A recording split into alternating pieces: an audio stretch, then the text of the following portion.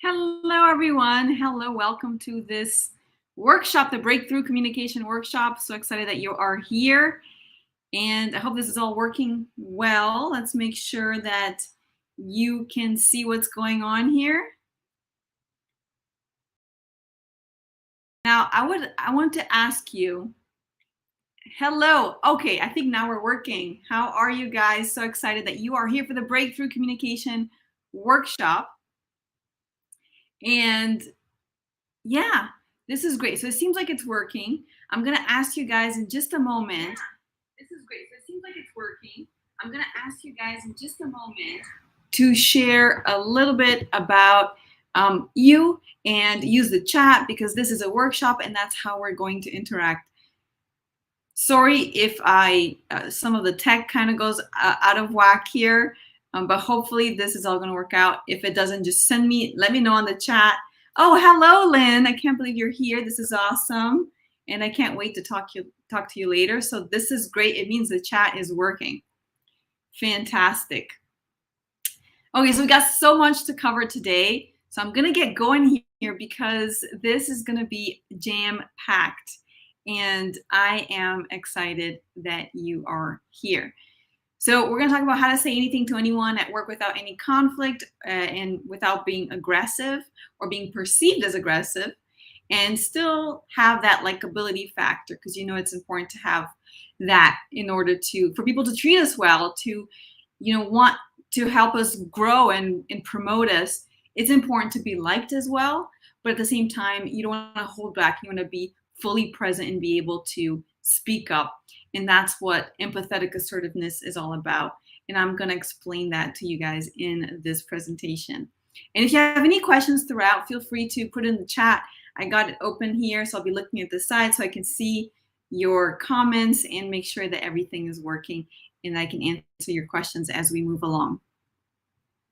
So we're talking about where you feel ignored, disrespected, overwhelmed, frustrated, walked over, and labeled in many negative ways, to feeling valued, taken seriously, heard, recognized, and free to be yourself and speak up and be true to yourself.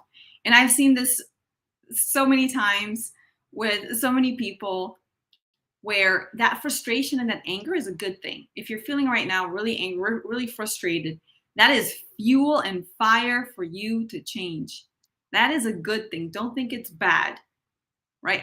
It was basically in the moments when I was the most angry, the most upset, the most frustrated, that I was able to make the changes that were necessary to assert myself, to get taken seriously and be valued. So it's good. If you're feeling frustrated and angry, let it be. And I've seen this in my clients over and over again. That's okay. But the important thing is that you leverage that to do what I'm going to be talking about today, which is these breakthrough conversations. And I'm going to explain to you how empathetic assertive communication within the context of breakthrough communications can help you go from, that invisible ignore, not taken seriously, to being heard, respected, and valued, so that you can have great relationships. We want good, positive relationships at work. Work is such a tremendous part of our lives. And at the same time, we want to advance and grow and feel like our potential and what we have to offer is being used, seen, and heard, and invited. Because if it's not valued, then our work doesn't have as much impact. So that's what we're going to be talking about. This is live, so there's no replays. So you're great if you're here. If you're not here, it's unfortunate. But maybe in the future at some point, I'll do something else like this. All right, but if you're here, we're going forward and you're going to learn a lot. And this is going to be interactive. I'm going to ask you questions in the chat so we can interact. Sohail, I am so excited to see Sohail here. Oh my gosh, I got to be able to talk to you in the future as well, see how you're doing. So happy to see you guys. All right. So nice to have, faces and names that we recognize in the chat. Exactly. Okay, so we're going to cover so much today. Why assertive communication is going to help you out and change your life and your career.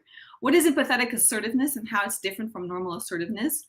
The speak up challenge debrief, 4 triggers that help you understand and know that it may be time to have these breakthrough conversations. A couple of fears that may be stopping you in your way, and common mistakes that people make that also lead to ineffective communication, ineffective breakthrough communication, which is basically not a breakthrough communication, right? Because it doesn't break through anything. And when I say breakthrough, I mean you're able to influence other people.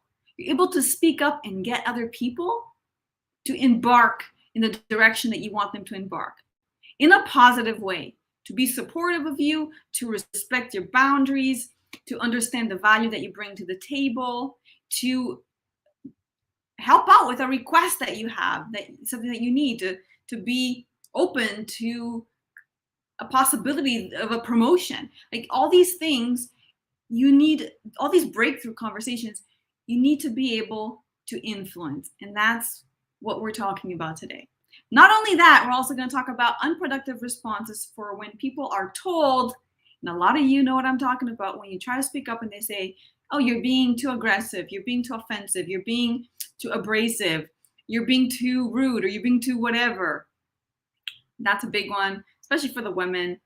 Then 10 different situations that are perfect for empathetic assertiveness. Actually, I'm going to give you a lot more than that. Lots of techniques that you can use, and a 5-step framework as well to help you out. I have collected some questions from you guys that those of you in the email list sent me through. So I'll be answering those questions and any other questions that you pose here during the workshop.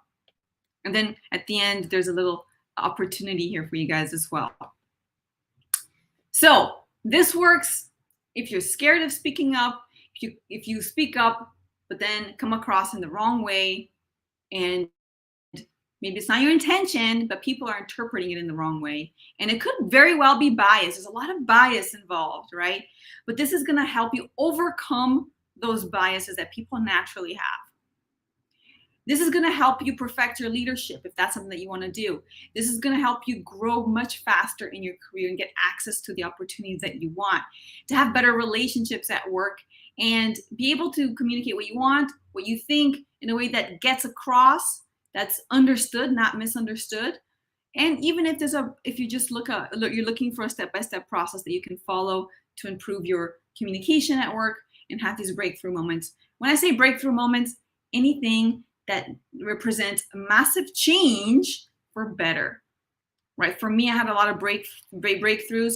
One breakthrough is how do you get from analyst or individual contributor to that first manager position? How do you get from there? How do you get a promotion? How do you get new jobs? How do you get work-life balance? How do you get the things that you want, the projects that you want?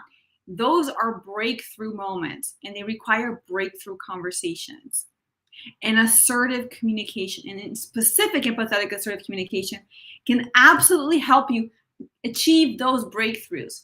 Maybe let's say you have a terrible relationship with your boss, right? How do you change that terrible relationship into one of respect and one of even of proximity, of friendship? That's a breakthrough moment. That's a breakthrough conversation, or multiple breakthrough conversations that you need to have to achieve that, right? So you can have a situation where you're happy, you have great relationships, but you're also getting ahead and getting the things that you want and need to be successful and happy in your job. And this applies to you if you're an individual contributor, if you're a manager, if you're a leader, across all cultures, really, because this is based on human psychology. If you're a minority, if you're a woman, irrespective of your social orientation, if you're a people pleaser or not, or if you're extroverted or introvert, if you're ultra sensitive, if you're an empath, if you're just fine tuning and improving your communication, or if you're a total beginner, you have no idea what I'm talking about, this is also going to be work for you. So I actually think I know where you guys are right now. And so we have Middle East, we have US, right? And it's exciting because this stuff works wherever you are. And the good thing is I've been there. I know where you guys are coming from. I know that some of your work cultures are a little bit tough. are a little bit toxic at times, and it's hard to overcome those challenges. Okay, if there's anything that you have an aha moment, you can just put a hashtag aha and let me know. And that way I know, oh, this is working. Let me explore this more in the future in the emails and the future trainings. So, how do we get? I'm going to go really quickly through how we got here where we are today. The pandemic changes. I have a couple of posts about this, but I'm going to go really quickly through this. The market's changing. It has been changing, but it's accelerated with the pandemic in terms of how the workplace engine is functioning. So we're going through a situation where people have many bosses, right, at once and in their career, where there's a lot more group-based activities versus individual activity, where because of automation of technology of all sorts of things, where you have a lot of job hopping. Like people on average now have 12 jobs on average in their career, and that's growing. And for those of you who are younger, that's even more. We're talking about remote jobs, which amplifies your reach. And so you're going to have people from all over the world.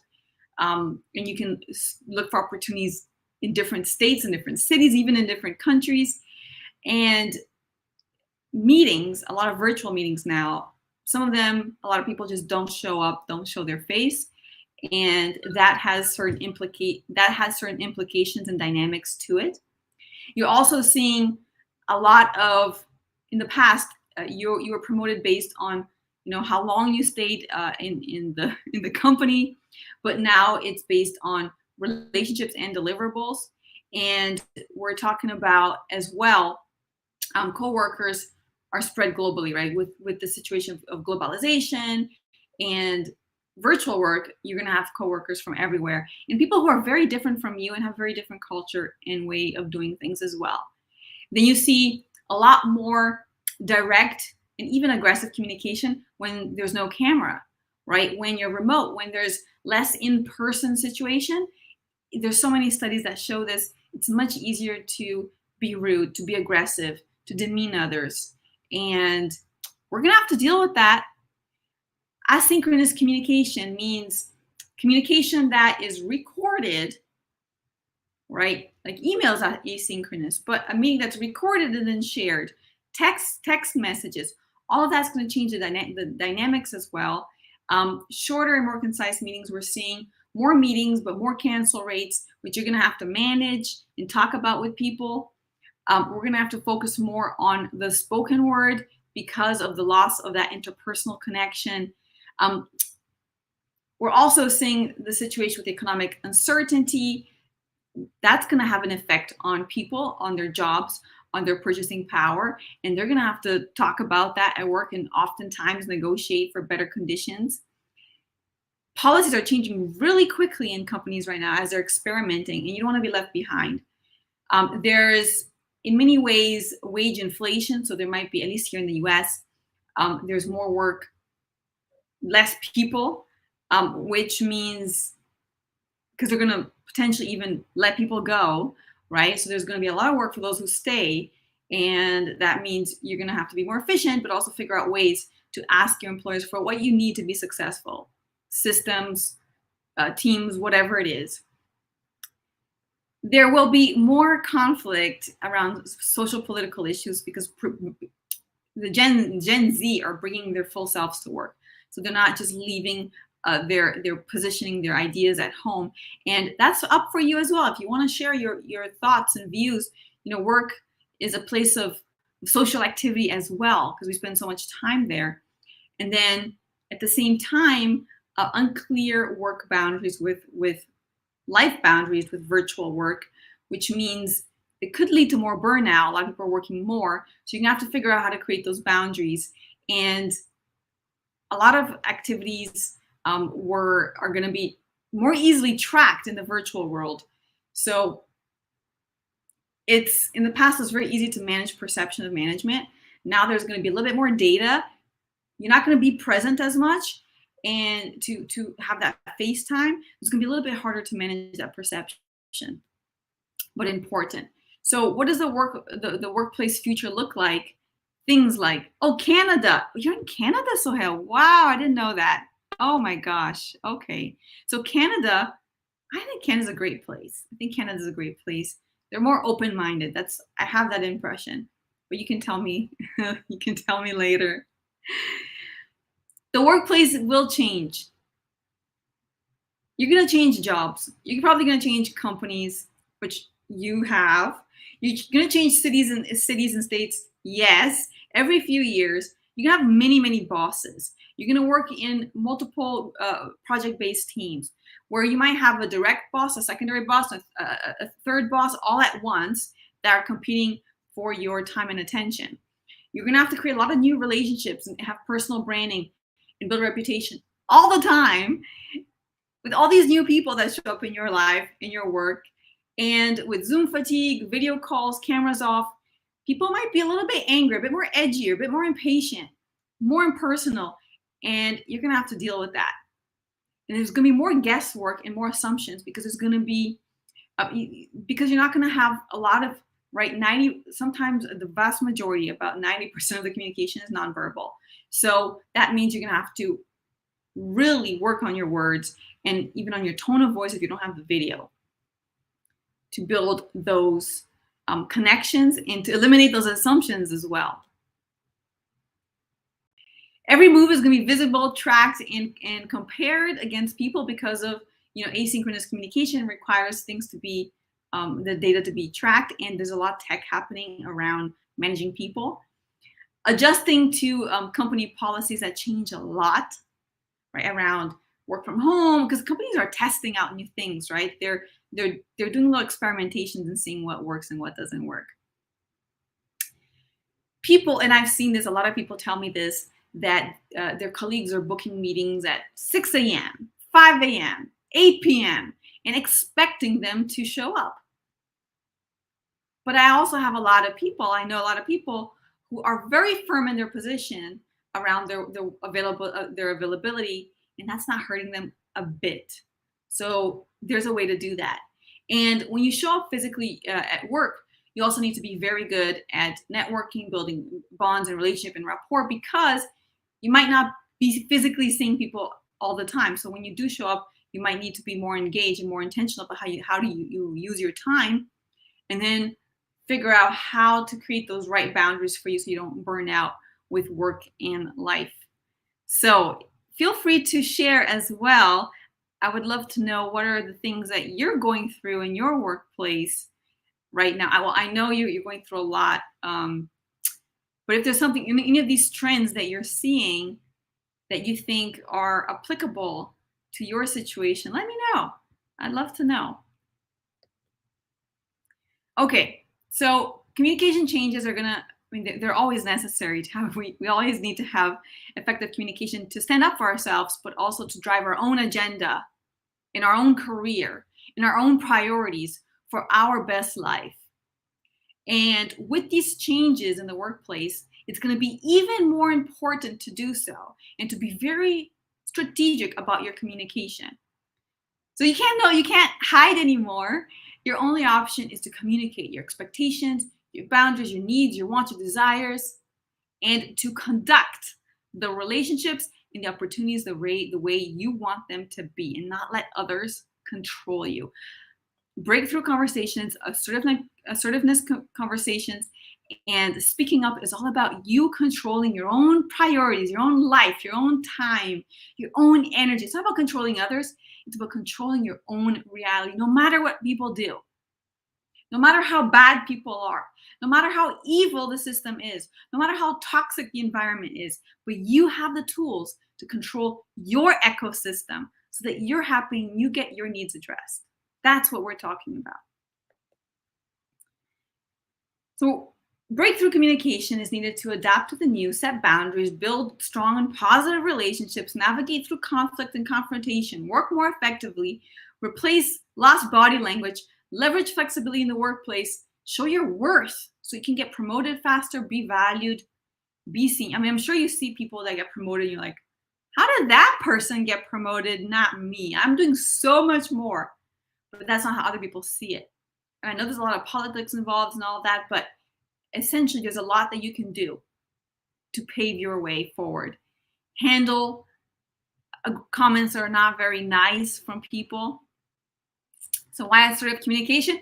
First of all, it's incredibly effective to influence people's behavior in a positive way. Like, you're not controlling them, you're just influencing. It's very different than controlling.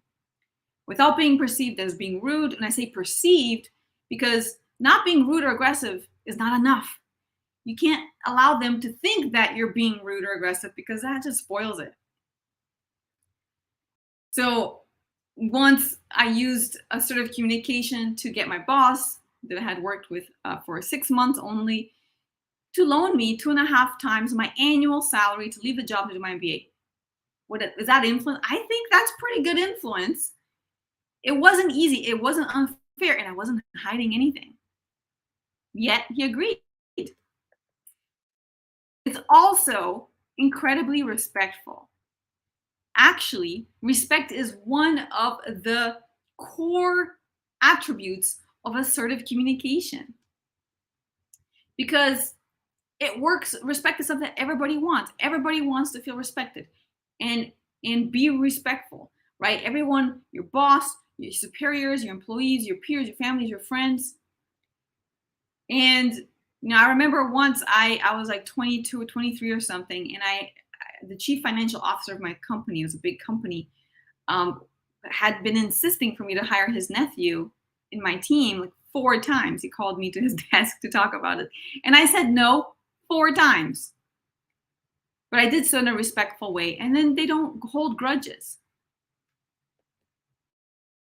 Why assertive communication? Number 3, fast results. Some of you asked me, how long does it take to get the results? And it doesn't take that long. It's actually very fast. When you learn a technique, here's what happens with my clients. When they learn a technique based on a real life situation they're going through, we talk about it, they figure out what they need to say, they rehearse it, they go out there and they say it, they implement it, and then they immediately get a result. Like it's like 24 hours. It's instant pretty much.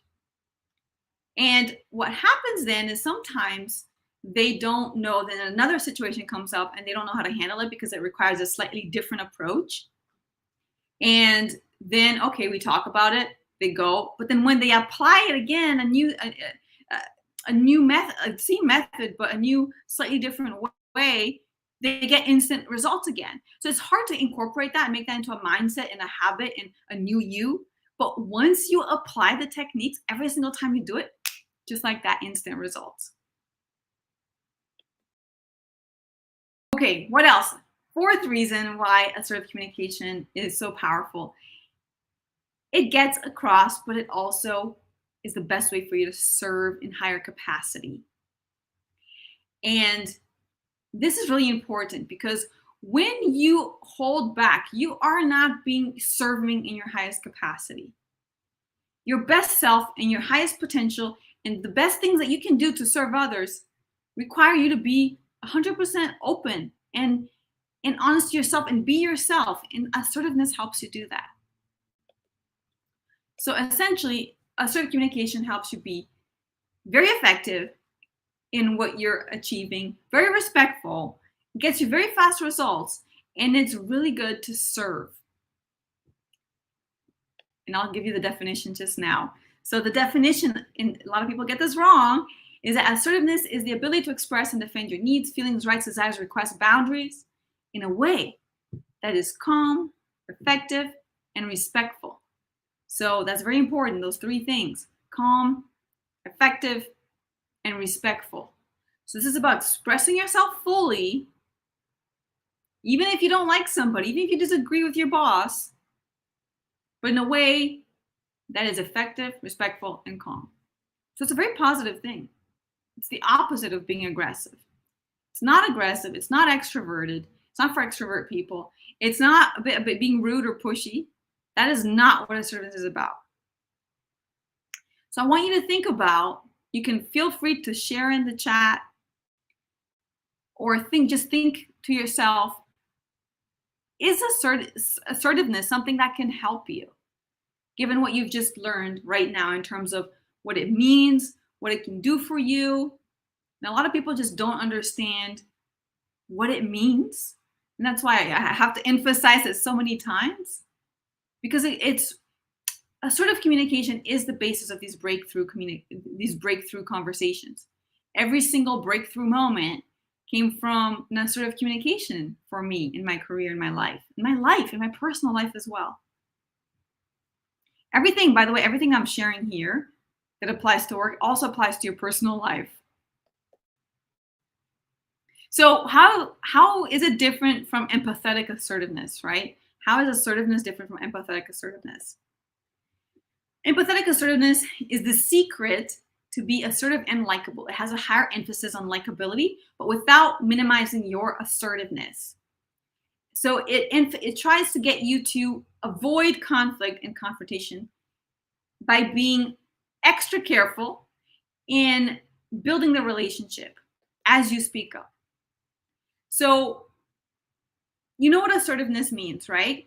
Now, if you take assertiveness and you apply warmth and friendliness in a way that does not reduce the impact of your authority, of your message, of your credibility, that's empathetic assertiveness.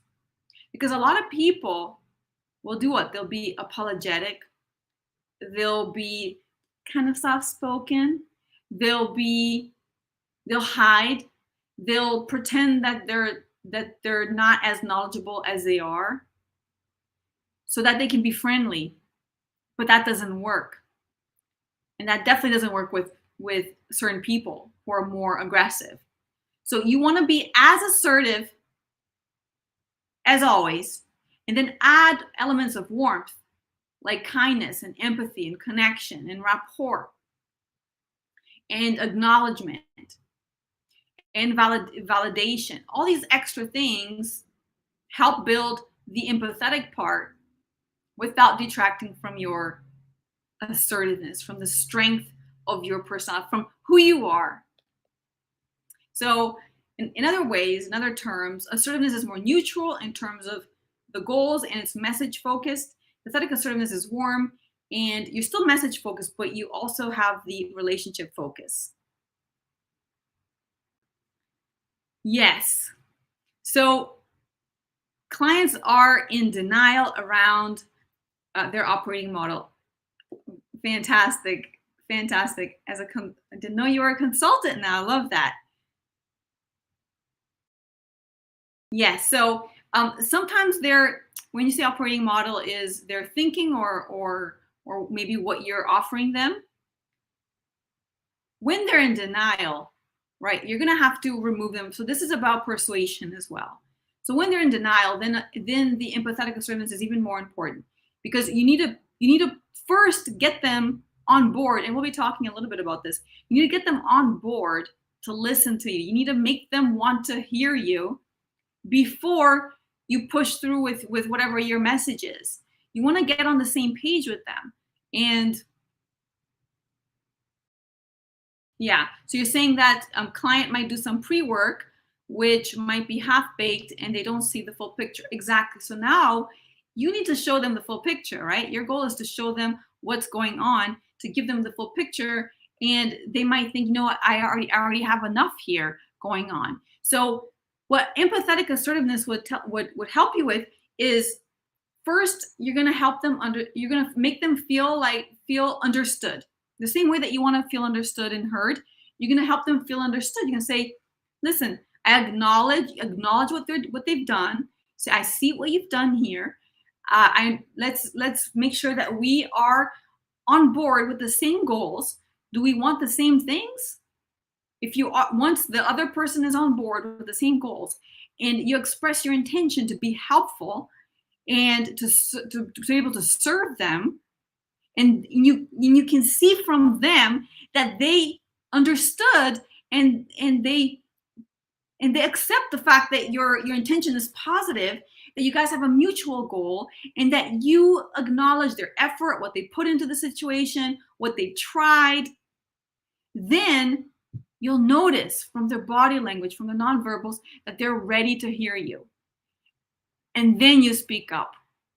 And when you speak up, you have to speak up in a way that does not make them feel bad about themselves. You don't want to make them feel like they made a huge mistake, that they're incompetent, that they did something wrong. You want to be able to give your perspective fully without holding back, but eliminating any form of contentiousness that they might feel. And that's the secret. That's the secret in how you have those conversations. That's one of the biggest mistakes, actually, is how people convey what they want to express. So they either minimize it, but if you come in full on and accuse them in any way, blame them, or if they feel judged in any way, then it's not going to be very effective.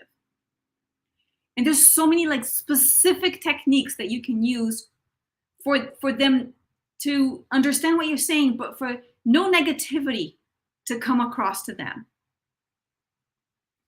And if they're attacking you, the same thing. There's so many ways for you to understand and get them to explain to you exactly what's going on without them feeling like you're attacking them or you're doubting them or you're judging them. It's an art. What can I say? It's an art. I'll be talking a little bit about it here. Got tons of materials online you can explore, but I'll definitely share some of that with you. Let's keep going here. So it works very well if you're dealing with someone like in denial, like you're saying.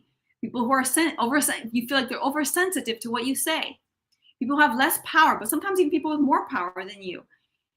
People you want to maintain a good relationship with for whatever reason.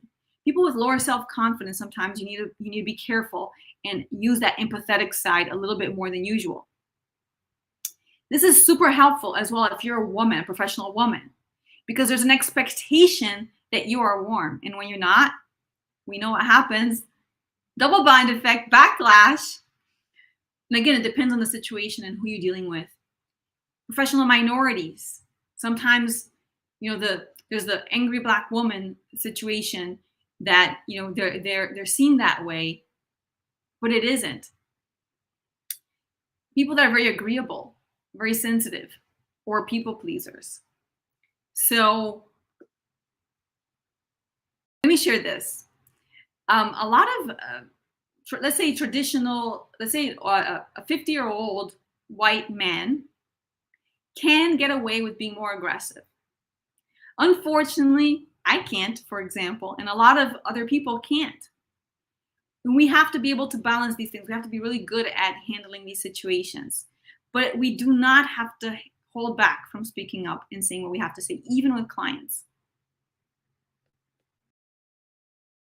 So I'm going to go through how it all started for me.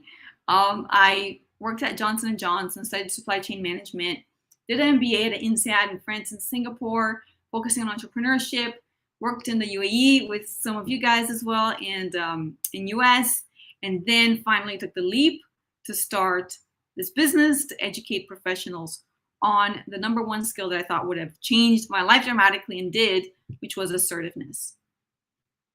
But the reality is, initially in phase one, I struggled a lot to speak. I struggled with everything, to speak in general, but to speak up especially. And as I grew in my career and responsibilities grew, things got really hard because my inability to speak up started to affect other people and my team and others. And so I was not only passive and a people pleaser, I was shy, introverted, anxious, and very nice. Luckily, I had a mentor called Mario Setti, who was my boss, and he helped me. He put me in very difficult situations that I had to deal with. Really stressed out people, crying, shouting, yelling, making my team cry, mess. Being insubordinate, not trying to make things worse, right? Not agreeing to be helpful, not doing what they were supposed to do in projects. And Mario helped me with clients, with suppliers. He taught me how to speak up politely. And I use that to help myself. And then in the various situations that I had going forward in my career, every pivotal moment in my career was a breakthrough conversation that led to it. And I realized I wanted to help other people do that as well. So I learned to protect myself and protect myself and other people on my team from attacks from bad, aggressive, and toxic people, which is saying no, standing your ground, standing up for yourself. But then I realized that I could also ask for things, negotiate on behalf of myself or other people, deliver constructive criticism, even if unsolicited, and do so in a way that was effective. And then finally, on phase 4, I realized that all of that was more effective if I added some warmth, some empathy, compassion, and kindness without detracting from assertiveness. And that's when I built Assertive Way, my friends, and I'm so happy that I did. But the reality is, this is not about me, this is about you. And I want you to think about how things would be different for you, maybe with your clients, maybe with your coworkers. How would it be different if you could just say whatever you wanted to say and still keep people happy around you and get them to listen to you and hear you and value you and not challenge you? Challenge you, yes, but not challenge you in the wrong way. So breakthrough communication through assertiveness is the single most powerful and strategic way to be taken seriously, get heard, be respected, so that you can have better relationships, be happier and more fulfilled at work. I want to share a little debrief ritual here for you guys. That's very helpful whenever you do have a critical conversation, an assertive moment, a breakthrough conversation. This will only take 5 minutes, and I encourage you to do it here with me. So feel free to take your notebook and write it down. It won't take a long time, but it's helpful. Think about a situation that happened recently, because this exercise is something that you can do all the time. Every time that you have a critical conversation, and it's very helpful to debrief, because when you take actions and have breakthrough conversations over and over again, and you stop to debrief them and to review them, to think about them, that's when you're going to get better, exponentially better and really fast. So if you take every week to say, you know what, let me debrief at least one conversation that I had. Not only is that going to encourage you to have more breakthrough conversations, it's also going to improve your conversations a lot. And this is a way of doing it. So think about one situation recently in the last week or so, or 2 weeks, where you had a breakthrough conversation where you tried to speak up. Maybe it went well, maybe it didn't go well. You have something in mind? Now I want you to set a timer for 5 minutes.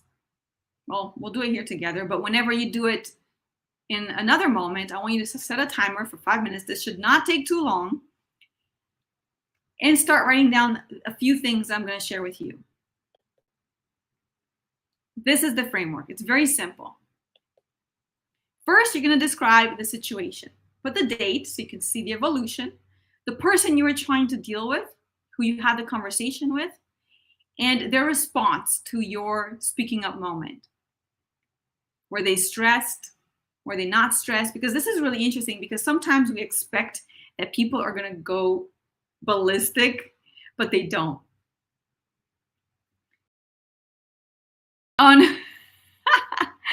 Yeah, I didn't realize I only had 200 characters. Send it to me afterwards, and I'd love to see how it goes. But otherwise, you can try to put some in there. So put in the response. Maybe the response was worse than you expected. Maybe it was better than you expected. But it's always good to start to fine tune what you say with how people respond and who that person was. You're building a database in your head, right, with all this info. And soon you'll be able to know, just instinctively, gut feeling, know how to respond to a situation better. The second part of this debrief ritual, for a speak up debrief ritual, is mindset. Think about what was your goal in that breakthrough conversation. And hopefully, before you had that breakthrough conversation, you already thought about your goal. This is critical. to think about, okay, what do I want to achieve with this conversation? Then you state the fear. Sometimes we're held back. We don't want to speak up because there are certain fears that we have. What were your fears before having that conversation? And what were you feeling? What were the emotions that went through you in that moment when you delivered your breakthrough conversation? And then finally, your learnings. What was the trigger that got you to have that? So let's say you're scared and you don't have the conversation for three weeks. What was the one thing, the trigger, the moment that got you to have that conversation?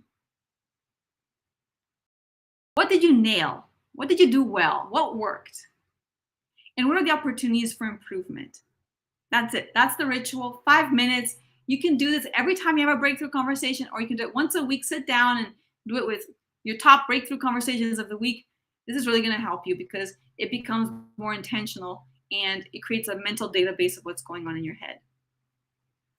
So hopefully by now you did it with me, and you got your first milestone in your speaking up debrief in your critical breakthrough conversation debrief journey.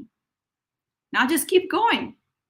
3, 5, 10, 20, 50 debriefs, and then you'll be expert in no time. Now, let me just quickly go through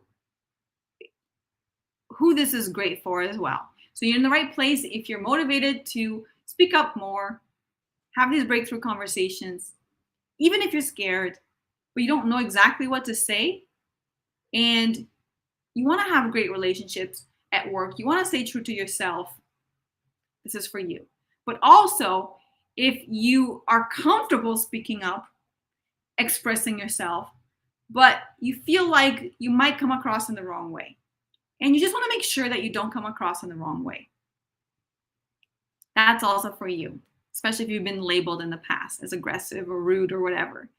And third, if you're a leader, a manager, or even if you have clients, and you want to be effective, and you want to hold people accountable, and you want to tell people what they need to know, but you want to do so in a way that people feel open and are willing to listen to what you have to say.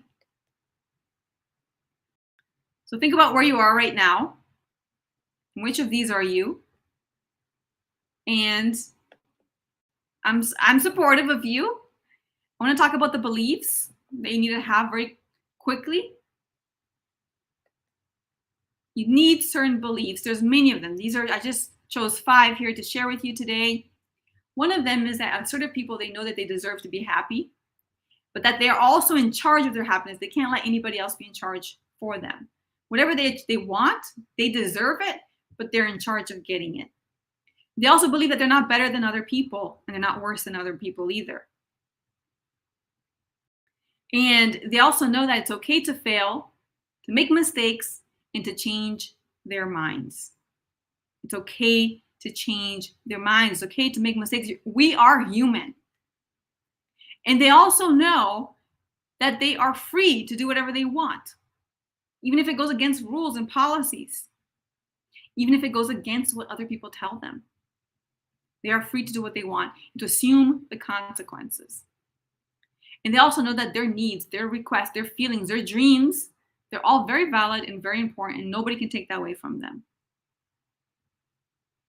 Okay, so I'm going to quickly come here because I see Sohail's sharing some info here from his breakthrough moment.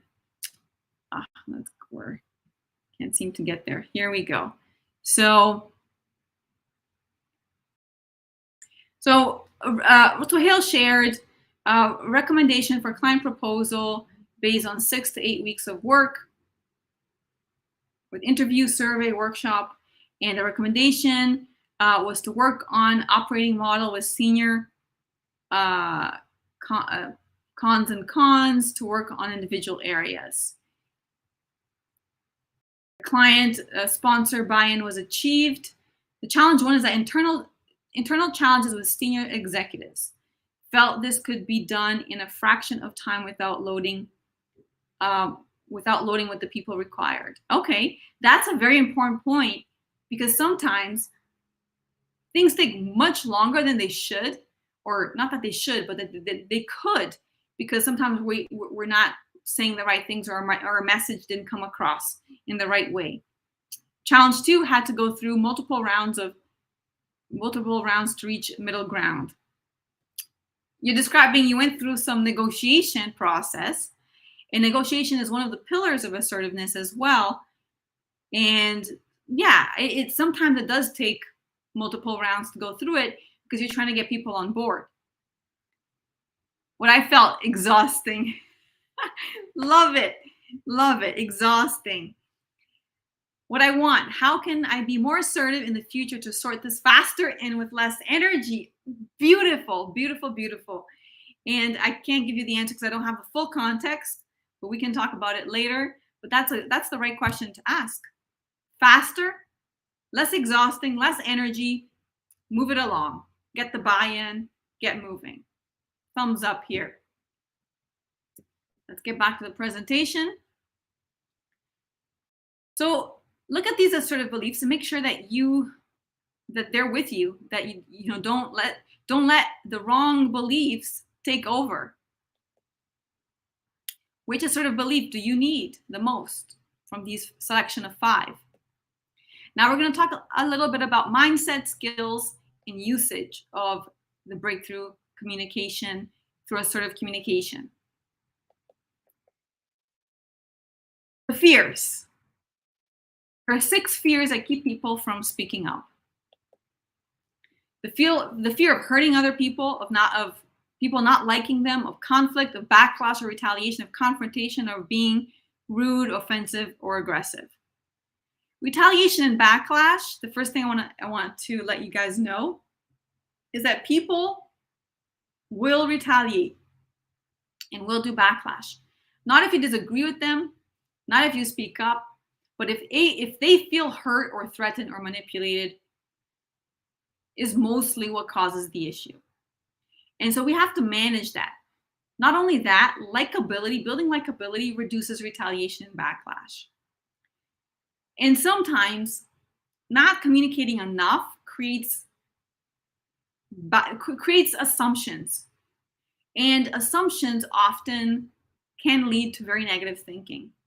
So people might imagine our intentions are negative. And if they think that way, then they might retaliate. So in this instance, you want to be able to communicate what you want to communicate in a way that does not make people feel threatened at all. And at the same time, that comes across as likable. And that is going to help you avoid retaliation and backlash, even if you're dealing with a superior or a client. The second fear is coming across as rude, offensive, aggressive. But the reality is, coming across in the wrong way is about how you say what you say, not what you say. It's not your message, it's a delivery mechanism. It's the words you choose. It's the intention you set. It's the body language. It's the nonverbals. So it's really important to focus on the how you deliver things versus the what you deliver. Third is not being liked. But the reality is, people don't like you because you agree with them and you're exactly like they are and think the way they think. They like you because you're you, because they trust you, because there's a connection. Connection is not because someone's equal, the same as you. People appreciate differences. But they appreciate differences when they don't feel like that's going to hurt them in any way, and they can connect with you. So you got to build that into your communication. Another fear is that you're going to hurt people's feelings. A lot of people tell me this. And you are not going to hurt people's feelings if you know exactly how to say what you need to say. If you know how to show that you care. If you show that you are there present with them. You're not talking to them, you're with them. You're having a conversation, you're in dialogue. People fear that they're going to be confrontational, but confronting is just resolving a problem. What you don't want to do is be confrontational, which means being aggressive. But assertiveness helps you not be confrontational. And then conflict. People think that if they speak their minds, they're going to create conflict, and they're not. They're going to prevent conflict because conflict arises from miscommunication most of the time. And when you over communicate, when you really say what you're thinking, it prevents conflict from, especially the really ugly type of conflict, from happening, because you sort things out very soon, even if there's a disagreement, because those things can be worked through. So I went a little bit quickly through this, but I want to make sure that you understand that these fears exist. I have tons of materials in podcasts that go into more depth. We need to move on because time is ticking. What fear is any of those fears in your way? I think that some of you are probably, you might not have the fear, and that's great. You just want to make sure that you don't come across in the wrong way. But if you do have a fear like that, make sure to write it down and be aware of it. The first level of transformation is awareness. All right. Let's get to the next. Okay, so assertive communication helps you express many things, right? Ideas, desires, boundaries, needs, feelings, thoughts, your value, your worth to other people, expectations, feedback. And there's 4 types essentially. There's the passive, the nice person, the aggressive, the passive aggressive, which is also the manipulator, and the assertive. So here's what it looks like. If somebody asks you, can you look after my dog while we're on vacation? So the imagine you want to say no. The passive person is going to say sure and do it even though they don't want to do it. The aggressive person might say, your dog is your business. Do you think I look like a dog sitter? The passive aggressive might not even, might ignore it, disappear, or they might say, I'm not going to pick up the phone. I'm going to hide. I don't want to deal with this. The assertive person might say, well, thanks for thinking of me. Unfortunately, I can't this time. I don't have the time. I have other appointments. It's not going to work. And they might even give a suggestion. So passive, avoidant types, they don't express themselves as much. They crave acceptance, feel like a victim, fear rejection, feel a little bit stressed out and overwhelmed and resentful.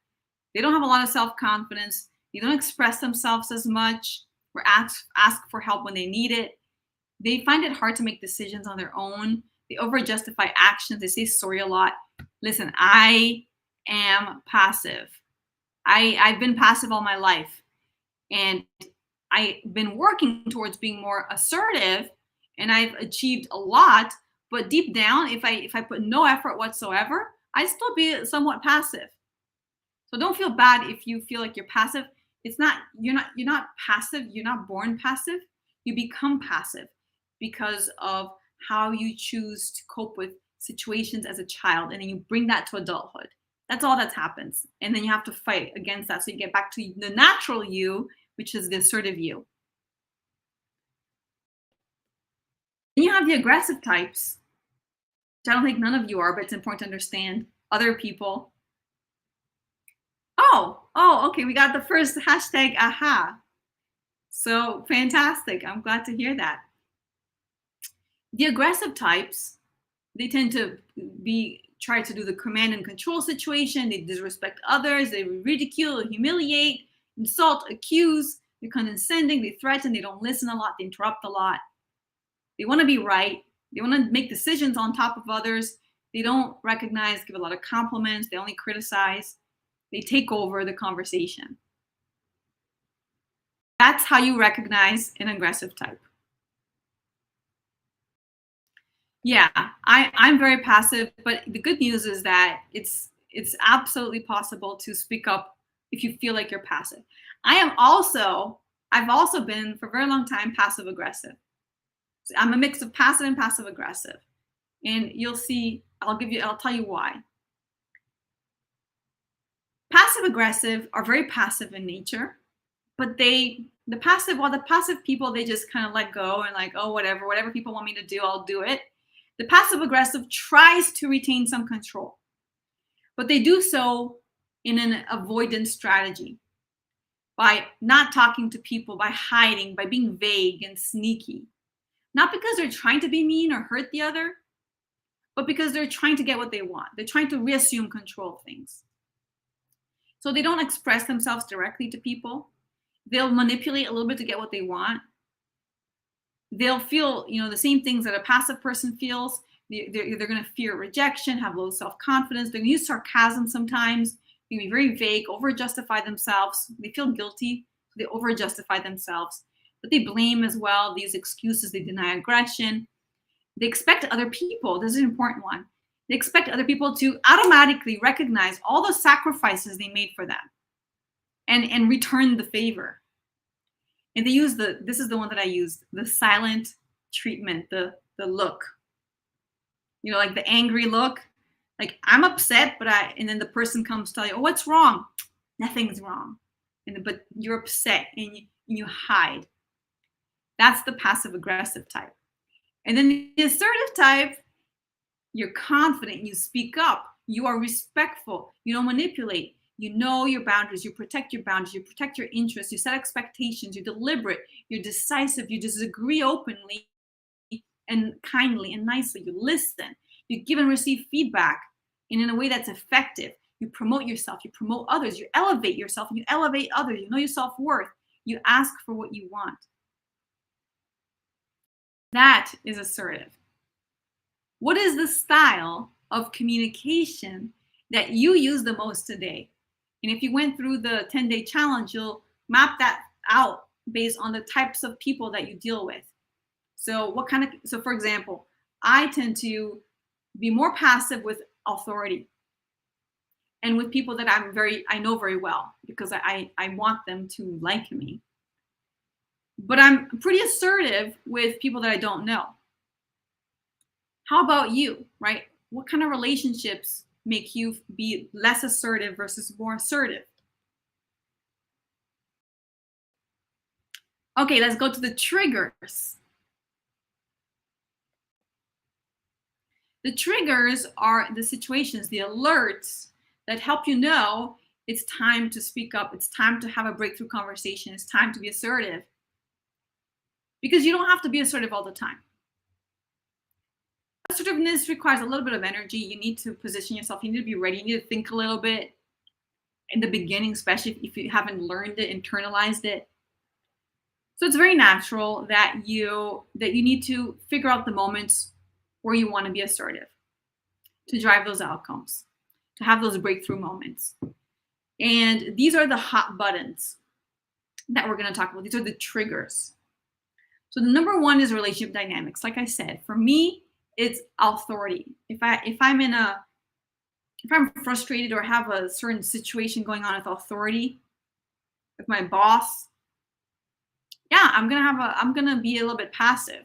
So when I know that, then I can prepare myself for that situation. Same thing if it's with a stranger in the street or someone, an employee. Like, what kind of relationships drive you to be less assertive? Trigger number two is a strong negative feeling or emotion. Sadness, resentfulness, frustration, especially regarding an interaction with someone else. Overwhelm, confusion. All these things are a sign that something needs to change, that you need a breakthrough conversation. Another situation is when other people are being difficult, when other people say things that hurt you, or when there's like a wall between you and them, when they're aggressive, when they're vague, when they're passive aggressive, when they try to manipulate you, or when they are not collaborating. Breakthrough conversation time. Then we have the important expressing moments. These are when you need to advance your agenda, your goals, your boundaries. This is when you need to speak up as well. So these are the four biggest moments. I want you to think about which of these triggers you the most, where you need to be more assertive.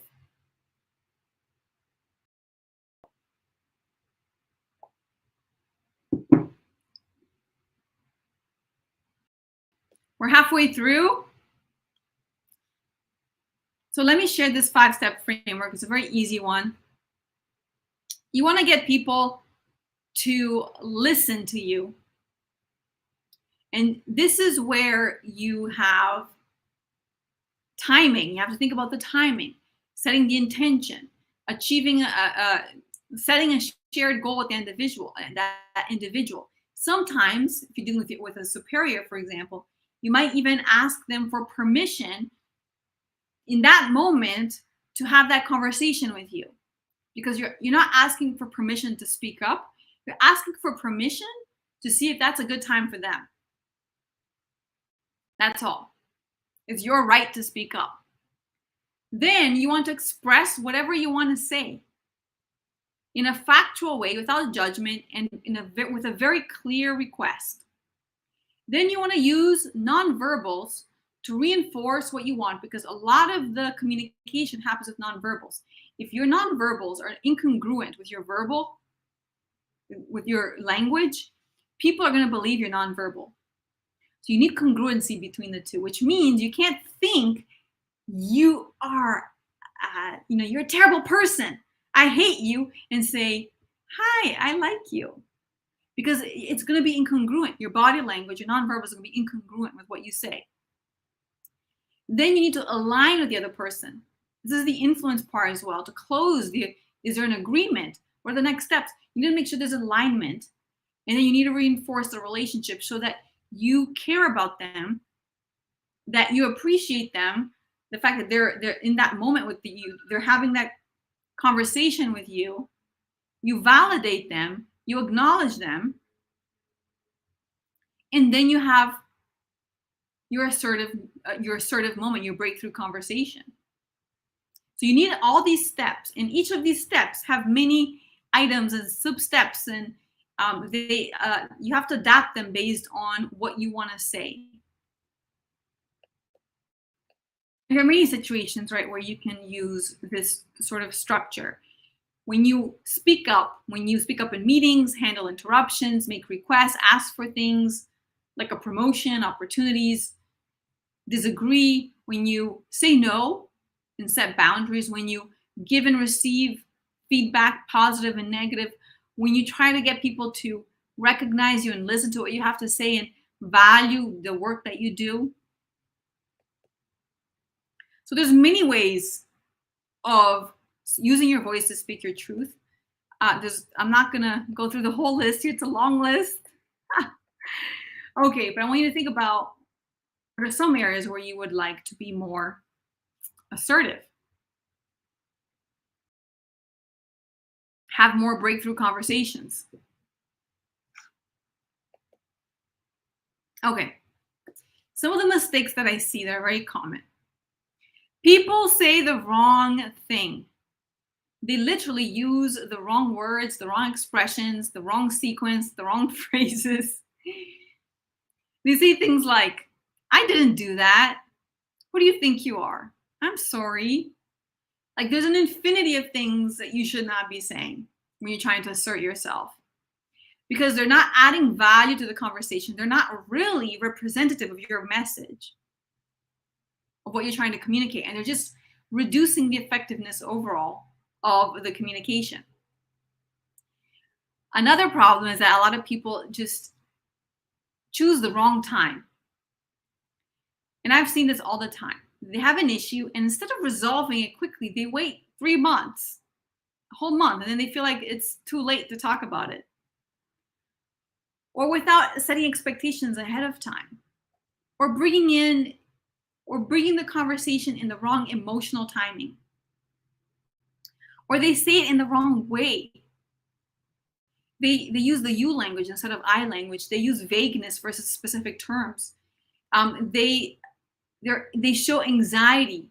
They have the wrong tone or wrong body language. They bring too many points instead of focusing on just one point. Those are some examples. They have the wrong intention. Sometimes their intention is to complain, to vent, to be liked, to be defensive, to be apologetic, to get the whole conversation over with, to do it for honesty. There's so many different reasons that are not good reasons, that are the wrong intention to come in the conversation. because that's not going to help you, and it's not going to help them, and it's not going to help the situation. And the wrong amount of talking. Some people just they'll talk and talk and talk and talk about what they want to say, but they're not actually resolving the issue. They're not moving things forward, or they don't say enough. That's very common.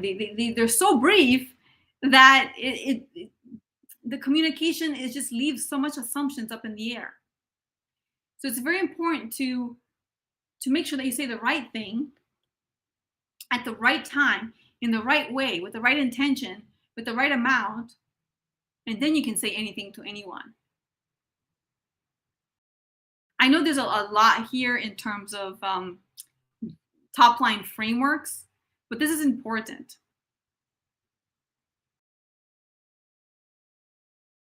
I don't know if you're able to yet be able to see for yourself some areas where you might be able to improve on your breakthrough conversations. Now, if people accuse you, very common, ladies especially, if they say you are too aggressive, you are too rude, you are too mean, you are too offensive, number one thing, do nothing. That's a common response, which means you're going to be quiet, you're going to ruminate, you're going to overthink, you're going to be upset, but it's not going to help. Number two, counterattack, over justify yourself, fight back, accuse others in the process is not going to be helpful because the other person is not going to change their mind. And number three, change who you are because of an accusation. No good. If you're less assertive, if you're less direct, if you're less you, if you're less loud, if you're less confident, not going to be helpful either. So you don't want to do nothing. You don't want to counterattack, and you don't want to change your behavior.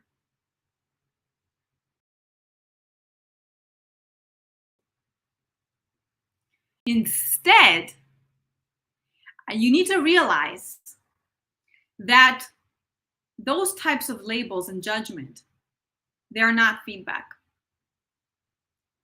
They are judgment. They're biased and they're full of emotion.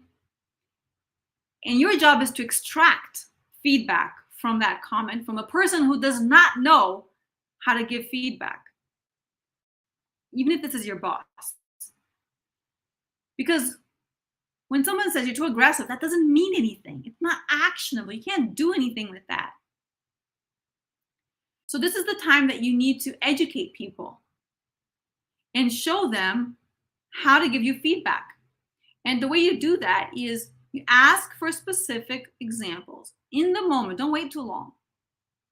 For example, could you please provide a specific example where my assertiveness was too much, or where I came across as too aggressive, or where you think I was too overwhelming or too sensitive? Let them elaborate, because now you got them thinking. Now they have to consider what they're actually thinking. You're giving them homework, and you wait, and you go in silent, and you just wait for them to respond. And then you continue to probe until you have your understanding of the feedback. That's something that's actionable and something that you can do. When did that happen? How did they respond? What happened afterwards? Why was that bad? Tell me more. And there's many ways of actually asking people to explain to you why something is bad without making it seem like it's actually bad. And then you can also ask, what is it about the situation that's not good, that's a problem? Or what is it about disagreeing that is bad? So you're forcing the other person to give you effective feedback. And this is so important, because otherwise you're going to be in your head thinking that something's wrong with you. The other person just got away with judgment, and you're getting nowhere. So this is how you respond to accusations, that especially those that you think are unfair and judgmental.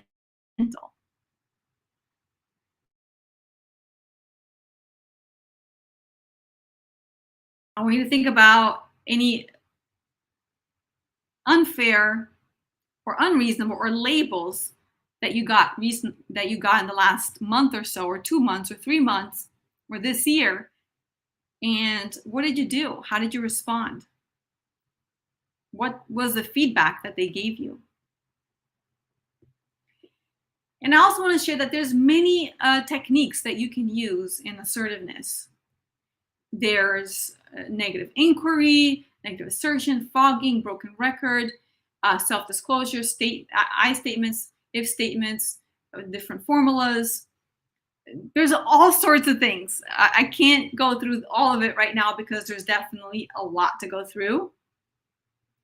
But I want you to know that there's a lot of techniques that you can use for different situations that are going to help you deal with a difficult conversation, have a breakthrough, be respectful, be effective, stay in control, and be anxious, free, and calm in the moment. And it's a mix of what to say, how to say it, but also mindset.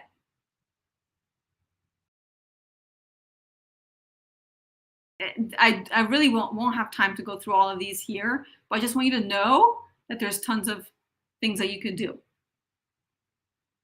I forgot to put the video here, but Ajoa Lape, I posted recently a podcast where I interviewed her. We worked together, and she got an amazing promotion, 2 promotions in a year, and amazing things happened to her. And she took a lot of the things that we talked about, and she immediately would implement them in her work. And I think that's the secret. And I think it's important for you to find ways to start implementing, trying, experimenting things. And still to this day, she's experimenting strategies. So you can do that, and you're going to refine and get better and better, especially with those debrief processes. So we're at a point where we've already covered a lot. We talked about the 4 key reasons why assertive communication is going to change your life. Do you remember those? We talked about what is empathetic assertiveness and how it's different from assertiveness.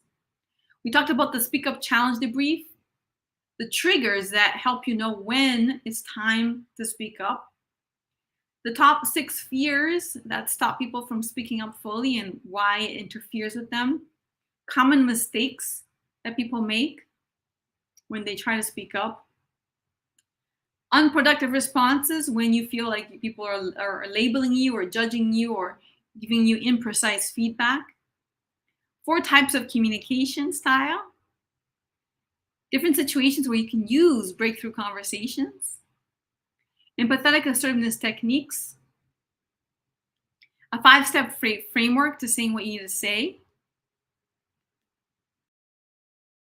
And guys, before I go here, if you have any questions, let me know. I mentioned there's an opportunity that I had. I'm going to talk about it. But at the end, after I go through the opportunities, I'm going to answer the Q&A, the questions that you guys submitted to me online. And I will then, if you have any other questions about anything, feel free to send them here, and I'll share them at the end. I left a good amount of time at the end here so I can go through questions, Q&A, anything that you guys have in mind. So let me give you some of share the opportunity that I have for you guys here. It's called the Breakthrough Communication Program. And it's for those people who want a better situation with their workplace relationships and also their career progress. And if you want to feel more respected, taken seriously, appreciated, and not get across as rude and aggressive, be it in situations where you're talking to your boss, meetings, if you feel like you're a people pleaser, if you're afraid of how people are going to perceive you, if you want to ask for what you want, if you want to better connect with people while you speak up, and you want to get other people to appreciate you and value you a lot more and create these habits, then I have this program. It's a program of individualized coaching following a very specific format. So this is a curriculum format. This is not, I have a, for example, just so you know, I have a 12 coaching package, which is more of a, okay, you have a situation, let's talk about it, debrief, practice, then you go off and do your thing. This is more of a structured curriculum situation. And I want to share this, what this curriculum looks like for you guys. These are 5 calls where we're going to go through all sorts of things related to assertiveness based on how you can, the situations where you can apply it. So we talk in the first call, it's all about the breakthrough communication strategies, those strategies that you just saw, plus specific newbie mistakes, what to say to have empathetic assertiveness, how to build the mindset around it, and how to have these conversations with different kinds of people in your career. There's tons of things included in terms of how other people behave, what their communication style is, what you need to do to adapt to them. You're going to script conversations and rehearse those, and using these methods, these strategies in the roadmap. You also have assessment before this one, but also get very clear on what you want to achieve. The second call is about speaking up for yourself. This is, self-advocacy, and in a way that avoids retaliation, double bind, or backlash. This is to be able to defend yourself in situations with poise and elegance, and talk freely, get your point across.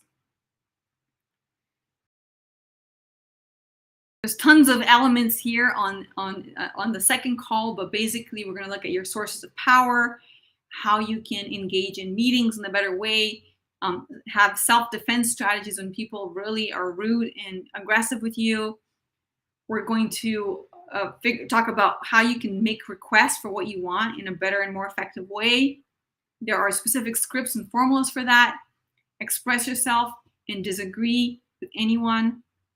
Then on the third call, we're going to go through saying no and boundaries. This is about saying no, communicating your no, and enforcing your no, but also creating the boundaries are going to help you have the life that you want to have. Avoid a burnout, emotional burnout, and time burnout, and physical burnout. And this includes response to when people are disrespectful with you, how to say no. In every call, we're going to debrief a conversation, and we're going to prepare you for a conversation. And we're going to talk about people pleasing, how to overcome these things, how to internalize saying no, and how to say no in the most effective way. The fourth call is about criticism and feedback. Even with superiors, with clients, with difficult people, toxic people, whoever it is, induce in a way that builds relationships, encourages people to change, to transform, and not feel defeated. So in this call, we're gonna talk about whom to ask feedback from, how to ask feedback, decide how to respond to feedback when you get criticized, how to give constructive feedback, how to give positive feedback, how to receive compliments and negative feedback, and then debrief as well a situation. Prepare and debrief for a conversation. And the fifth call is about getting ahead, getting recognition, being valued wherever you are. And this is about showing your worth and your value and getting clear on what your own worth is. Make sure that you increase the perceived value that you have as well in the organization, because the reality is that your real value is probably higher than your perceived value. Figure out how you're going to self-promote yourself in a way that feels right. And then we're going to do a roadmap for you. So we have these calls, and then on top of that, there's the Confident Communication Academy. It's got 10 hours with a lot of this content that's already in there. And all of this has a value of $1,697. But we have free bonuses. Okay. We have the assessment, so you know where you are right now and where you need to work. Your breakthrough conversations. We also have breakthrough scripts, a collection of scripts that you can just plug and play whenever you need them. We have the challenge accelerator, which is another call where we're going to talk about your number one problem, number one challenge you're going through right now, and just nail it. Script it out, rehearse it, get it done. Bonus number 4 is one-on-one debrief. This is another call where we're going to debrief that big conversation or another conversation that you have, something important that went through. Maybe it didn't go as well and you need to figure out what to do next.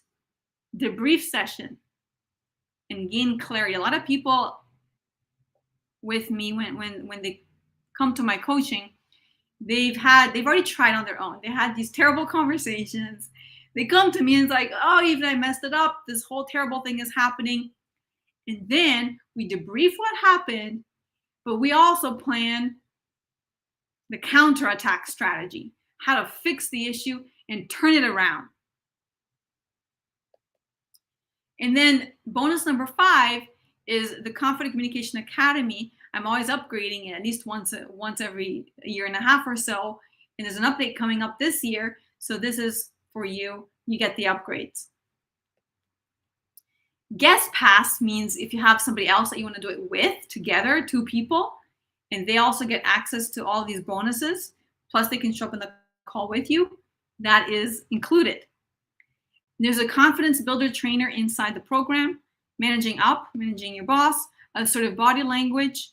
There's a 1-hour quick one-on-one training on assertiveness as a refresher in the future if you need it, and the habit creation for speaking up and breakthrough conversations, training as well, and then a courage, speak your mind courage, because a lot of people need more courage to speak up, because sometimes you can't wait for the confidence. You need to have the courage first to go and speak up. So that's 12 bonuses for you guys. That's worth $1,500. And again, if you're a person who is motivated to speak up, you got to be motivated. And you know what you're trying to achieve, this is for you. If you're already someone who speaks up, but you don't want to come across in the wrong way, this is for you. And this is great if you're a manager or leader as well. And you want to keep people accountable and be a better leader. So all of that is worth $3,200 pretty much, but I'm not going to charge you that. And on top of that, there's a 14-day money-back guarantee, which is unconditional. This is why I started Assertive Way. Oh, by the way, if you guys know anybody who you think might be interested in this program, I'd really value if you let them know as well. It would be very helpful.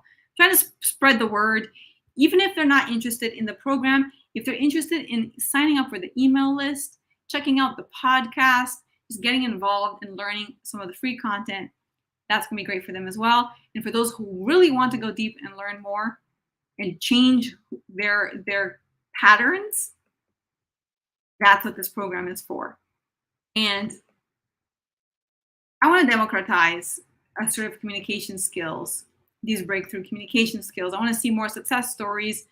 So this is $997. It's got a 14-day money-back guarantee. So after at least one of the one-on-one calls, you can still recall and let it go if it's not what you were looking for. 12 bonuses, 5 calls. In the bonuses, there's an extra 2 calls. That's basically 7 calls. And usually I charge $300 per call. Plus the Confident Communication Academy, that's $997.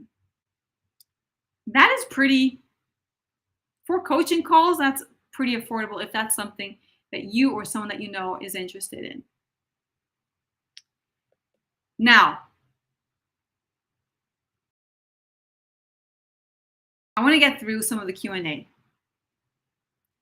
And some of the questions that you guys submitted are, how do I go from being aggressive to assertive? And the reason why I left these at the end is because by now, I think you have a little bit of an idea of what the answers are. So aggressive to assertive, you learn to be assertive. You learn the strategies, you implement the habits, you start having assertive conversations, and you debrief them. You plan them out. I have a whole planning and preparation arsenal for assertive breakthrough conversations. And how do you train your voice to be likable and balanced? This is a skill, my friends. This is a skill. This is a skill that you can learn, that anybody can learn. It's like riding a bike. And once you learn the skill, it just becomes natural. You can train your voice to be, it's not just the voice, the words, what you say, your thinking, because often the way you think and the way you feel translate into your nonverbals and into your language. So that's why I talk about it's important for you to think in a non-aggressive way, for you to think in a freedom way. Like you don't owe anything to anybody and they don't owe anything to you.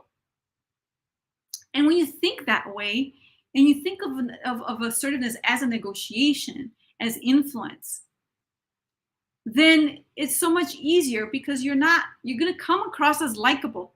You're not going to come across as aggressive because you're not going to bring that aggressiveness, that energy in your tone, in your nonverbals, in your body language, in your micro expressions, in your words. And then if you add that to specific strategies of what you can say to avoid those negative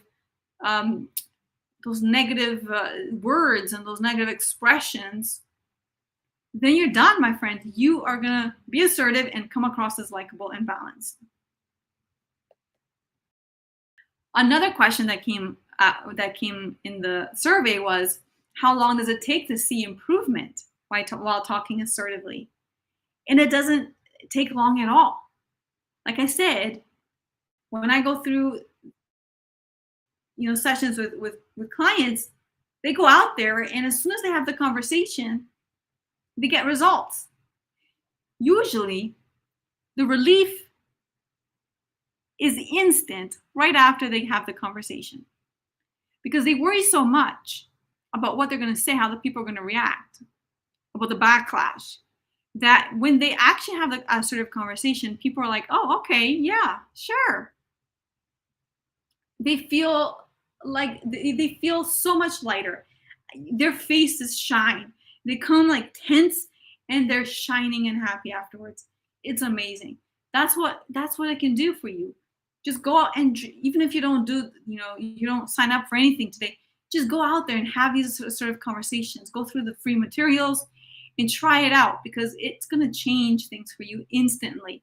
Now, of course, you might not know what to say in every single situation. It's not all the same, but it'll come with practice and with knowledge. And soon enough, you won't have to think about it. It'll internalize and become a habit. Another question that comes up is this question is more about someone who is very much about integrity. And when they feel like other people in their company are not living those values of integrity, then they think it's wrong and they want to speak up. And I think that's beautiful.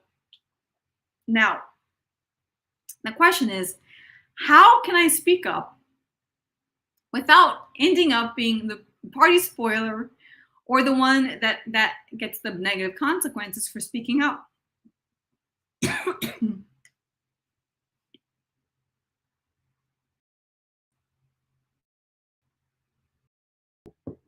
The secret here is to not impose your values on others. You're going to communicate your values, you're going to communicate your preferences, but you're not going to impose your values of integrity on others. But you're not going to do anything that you feel uncomfortable in doing. And you're not going to tell people that their values are wrong. So essentially, you're going to express something. You're going to say, hey, this is the situation. This is what I've noticed. Guys, I understand that we want to do things right here. And I don't feel comfortable with this. I think we could do better with this. What do you think? Here's the situation. I think we could do this instead. You don't have to say, listen, you are not living the values of this company. Where's the integrity? You guys are ridiculous. This is not how we're supposed to do things here. What is wrong with you? Like, that is not how you're going to do it. You're going to say what you need to say. You're going to say that you don't agree with something, but you're going to do so in a way that allows other people to understand that you're not recriminating them, but you're making very clear what your position is. Because you got to understand that a lot of these things, they're fluid. People will have different values. They will interpret the same values in different ways. And some people are really like, they want to follow the rules and others won't. And it's everybody has different values of integrity. So just make sure that you don't put other people on the spot, but express what is important to you and what you will or will not do. Another question that came through was tips for icebreaker conflict handling conflict successfully in the beginning. So what's an icebreaker that you could do to make sure that you can enter the conflict resolution zone and reach resolution? Here's what you can do. One of the things is making sure that you reach alignment, that you have some rapport in the beginning, and that you agree on what you're trying to resolve. If people understand that your intention is positive, that what you're trying to achieve is positive, that you guys have a common goal, and you align on that, then it's going to be much easier to move into conflict resolution. So work on that first. Uncover other people's interests, what they're trying to achieve, what you're trying to achieve. Show that you value the relationship, and then you can enter the conflict. Okay, how do I ask for what I want without coming across as demanding or commanding? So someone, this is a personal situation, but I think it's still relevant. If someone likes clean, organized kitchen, they see stuff messy all around them, they would say, can you move your stuff, please? But that people told them that that's considered rude and it's telling them what to do. And it is, yeah, you don't want to tell them, hey, please move your stuff. Can you see the tone there? Please move your stuff. It's not going to be received well. Instead, what you want to say is, hey, I really like when the kitchen is really clean because it makes me feel welcome. It makes me feel good. It makes me feel like I want to come here and cook. When the kitchen is not fully organized with all these things out of the counter, I don't feel great. And I know that you put a lot of your cups and dishes over here on the counter space, and I would really appreciate it if you did not do that. If you put all of your materials and stuff in the sink, could you do that? In that way, the tone is totally different. The messaging is different. It's not one of attacking. It's one of, I need your collaboration. It's an invitation. It's very different. Okay, I hope you can see this one. It's tiny letters. And it's several parts into it. So this person said that they're extremely independent and like doing things in a certain way. They like debating ideas. A lot of people said that that's violating their boundaries when they try to debate, and that this person needs to apologize, ask for permission to advise, etc. And this person comes from a technical background, and they share their knowledge because this is how they know to help. And because of their academic background, they depersonalize statements. So do you hear this? This person is trying to be helpful by offering feedback, by offering their knowledge. This is their way of being helpful. And other people are seeing that as an attack, and that they should be apologized and they should ask for permission. They're violating boundaries. So the intention is really kind and nice, but it's being received in a very negative way. And so the question is, what do you do? How can you get your point across without coming across in the wrong way. By the way, thanks Sohail for being here. Great to hear from you, and I would love to talk to you in the future, see how you're doing, how Canada's coming along, and what you're doing, what you're up to these days. So thumbs up for you. And Lynn, I see you wrote something here. Yeah, I feel like these skills are required for collaboration. I am an autonomous worker. I don't like to mix business with personal. I don't really care about my coworkers. Okay, well, if you don't care about your coworkers, that makes things easier, doesn't it? It's great. It makes things easier because you can just say what you want to say. You don't have to worry too much about building the relationship. That makes things easier. But I look forward to learning more about your situation, Lynn, because as an autonomous worker, well, I've people that I've worked with who are autonomous workers, they have a lot of problems sometimes with feeling like other people and clients respect them, and getting people to treat them in a way and value their time, for example, or value what they have to offer. So I don't know we'll have to talk and understand a little bit better, but the good news is that if you don't really care about your coworkers, that is so much easier, my friend, so much easier. So going back to this example, if you want to debate, right, and if you want to bring in your perspective to things, it's all good. But you got to let people know in advance that that's your way of sharing and collaborating and being present. This is not about apologizing. This is not about asking for permission in general. But you could say, hey, I would love to share some ideas about this. Would you value that? So you're not asking for permission, but you're making sure that the person is ready to receive your feedback. Or you could also let people know, listen, I love to debate these topics. This gets me so excited. And I've learned so much about this. I'd love to engage in this. And you're looking at the other person, seeing how they interact, but you can absolutely debate if you let them know ahead. That's your style.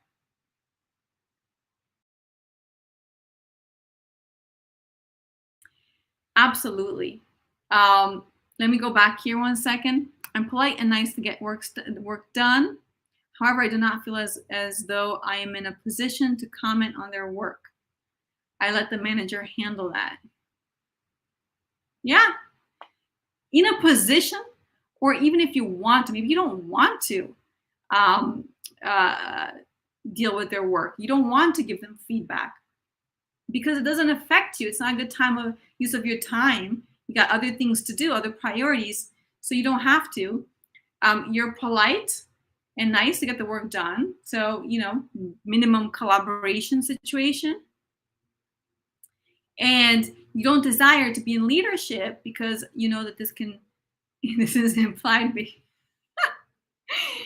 people babysitting. It is a little bit of people babysitting, but it does have its benefits.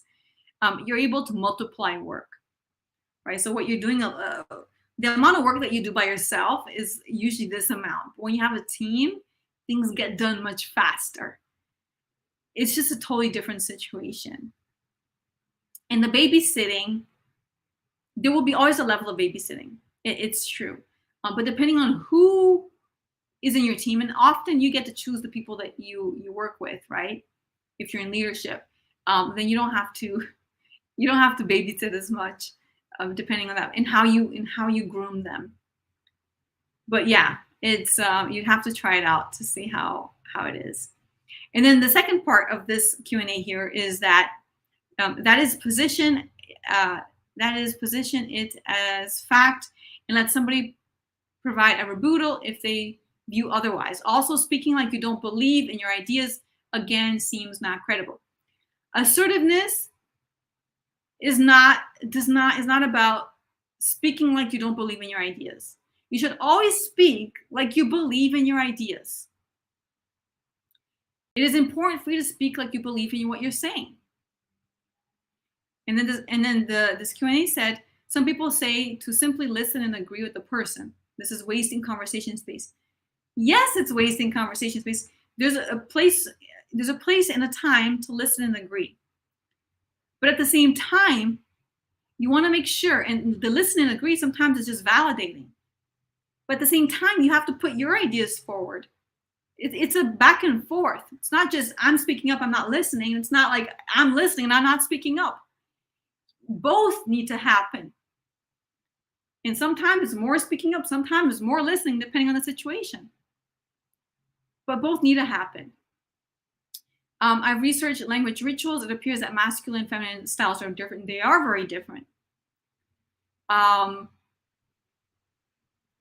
talk to solve a problem, not to listen for no reason. Listening has several benefits. Sometimes listening is just to understand where the other person is. Sometimes it's to bring them on board with you where you want to take them. But at the same time, you need to talk. You need to express your point of view. It's not just one or the other. And then here also says, I also find that just plain listening is a submissive behavior. Yes, it's submissive behavior. I totally agree. There's a time and place for it, but excessive nodding, apologetic tone, and hedging and head tilt make me feel like the person's not credible. In one of my trainings, you'll see those are things that I speak against. The head tilt, I say, don't do the head tilt. Nodding, you can do some nodding with intention. You don't do nodding all the time for no reason. Apologetic tone, delete that. Hedging, delete that. There are many other ways of injecting warmth and friendliness that don't involve apologetic tone, that don't involve nodding, that don't involve head tilt, that don't involve only listening and not speaking, that don't involve speaking like you don't believe your ideas in your ideas. You see what I'm saying? Oops. Those are some of the questions that I had more recently from you guys. Let me see if there's anything else here coming up.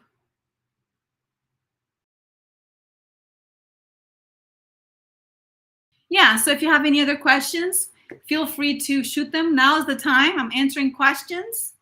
We have a few minutes left here.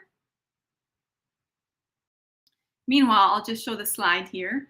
But yeah, shoot some, put in the comments if you have any questions about either a situation that you're going through, about what we just presented, about assertiveness, about breakthrough conversations, about communication styles, about how to do it in the right way, what not to do, the struggles that you're going through, strategies, the program that I'm showing you on the slides right now, any part of the program, anything, feel free to share. So some of the questions that I get a lot are,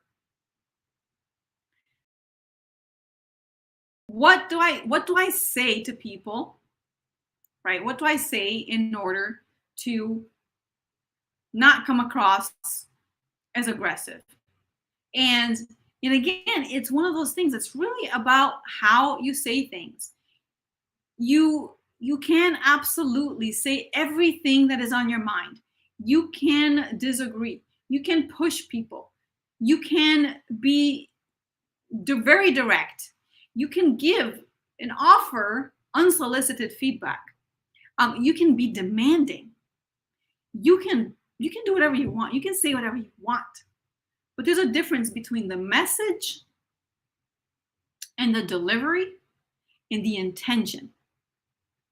And I want you to think about the intention is, what is your objective for that conversation? What are you trying to achieve? Because if the objective is messed up, then the conversation is messed up and you're not going to achieve a breakthrough. Then it's your messaging. What is it you're trying to get across? What do you want the other person to understand? What do you want them to do? Because at the end of the day, when you're having a breakthrough conversation, you're trying to influence behavior. You're trying to change something. And so it's important for you to understand what the message is and what you're trying to change. And then the delivery is how you do it, what you say, your choice of words, your choice of tone, your choice of body language, your choice of timing, your choice of person, of follow-up, all of those things. That's where you put it all together, when you blend those three parts, that's when you achieve a breakthrough conversation. But you have to have the parts. You need to be thinking about all these things. Your intention can't be, I want to prove that you're wrong and I'm right. Because that's just not going to work. That's not really a good, that's not a breakthrough conversation. Anyways, a breakthrough conversation is one that leads to something positive for somebody that, that has an outcome, that has something that you're looking forward to changing something. Maybe it's asking for something. Maybe it's trying to improve a relationship. Maybe it's trying to get a promotion. Maybe it's trying to get a client. Maybe it's trying to get an opportunity. Maybe it's trying to get more work-life balance. Maybe it's making sure that people treat you in a way that you feel heard and respected and understood. Maybe it's getting people to take you seriously. Maybe it's evening out your rights and seeking equality in the workplace for you because you don't feel like they treat you equally. Maybe it's just getting the things that you feel like it's your right that you should be getting and you're not getting. Maybe it's getting your team to actually do what they're supposed to do and get them motivated and excited and accountable. But you're always trying to achieve something. And that's why this is a form of negotiation, in a sense that you're deliberately thinking about how to say things so you can achieve an outcome and feel good. And the outcome is that you also feel good about yourself.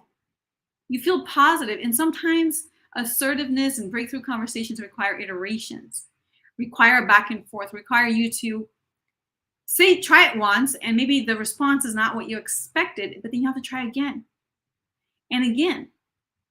And the chances are that you will get through. But sometimes you need a few iterations. You might not get it right the first time, and that's okay. But you got to be comfortable with that. You got to be comfortable with trying. You got to be comfortable with going through the process. So that's it, my friends. If you have any other questions, feel free to share them now. And otherwise, that's it for today. And if you have any other questions, feel free to email me at info@assertiveway.com, and I'll be happy to help you guys. This specific offer today, by the way, is only valid until Sunday. Then you can still get the coaching calls and everything afterwards with Academy, but not the bonuses after that. So until Sunday midnight Pacific time. But yeah, check it out. Otherwise, if you have any other questions, I'm open. I'm here. I want to help you guys. So tell me what's going on with your life and your situation. And I can even refer you if I feel like it's not something I can help you with. I can refer you somewhere else. And I look forward to hearing from you guys. So any questions, anything, just drop it right now. Otherwise, that's it for today. And that's it for now. But stay tuned because there's a lot more coming through in the emails and the podcast. If you haven't signed up for the podcast yet, make sure that you do. And that's it. Let me just give you guys few more moments here.